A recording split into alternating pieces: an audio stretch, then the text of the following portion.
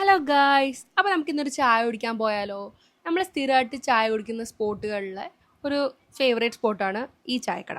ഈ ചായക്കട എവിടെയാണെന്ന് ചോദിച്ചാൽ പെരിന്തൽമണ്ണ അൽസലാമ ഹോസ്പിറ്റലിൻ്റെ നേരെ ഓപ്പോസിറ്റാണ് ഇതിൻ്റെ സ്പോട്ട് വരുന്നത്. ഇവിടുത്തെ ചായ ആണെങ്കിലും കടിയാണെങ്കിലും സൂപ്പറാണ്.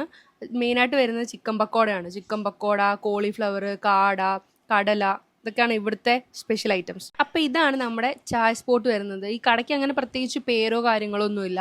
ലൈറ്റൊക്കെ ഇട്ട് ഒരു 4-5 മണി തൊട്ട് കട അവിടെ ഓണാണ്. ഇങ്ങനെ അപ്പം നമ്മൾ ഫ്രണ്ട്സ് എല്ലാവരും കൂടാണ് ചായ കുടിക്കുന്നത്. ഇതാണ് ഞങ്ങളുടെ ഫ്രണ്ട്സ്. നമ്മളെല്ലാവരും കൂടാണ് ചായ സ്പോട്ടിലോട്ട് പോയത്.